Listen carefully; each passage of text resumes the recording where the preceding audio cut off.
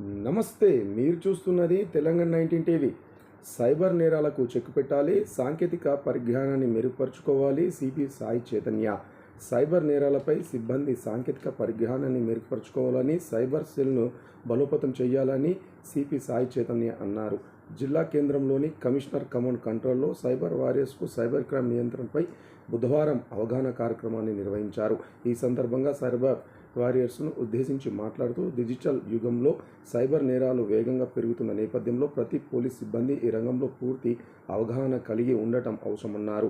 Cyber నేరాలు నిరోధించేందుకు ప్రతి పోలీస్ అధికారి సాంకేతిక పరిజ్ఞానాన్ని మెరుగుపరుచుకోవాలన్నారు.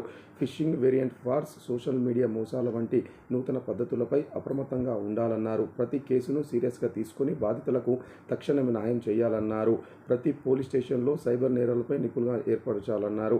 ప్రజలకు తరచూ అవగాహన కార్యక్రమాలు నిర్వహించాలన్నారు. సైబర్ నేరాలపై సమగ్ర అవగాహనతో సమర్థవంతమైన చర్యలు తీసుకోవచ్చన్నారు. పోలీస్ సిబ్బంది నిరంతరం నూతన జ్ఞానం నేర్చుకోవాలని తెలిపారు. ఇప్పటి వరకు పోలీస్ కమిషనరేట్ పరిధిలో 2024 నుంచి 759 సైబర్ క్రైమ్ కేసుల నమోదు కాక రూ. 1,27,12,397 డబ్బులు తిరిగి ఇప్పించామన్నారు.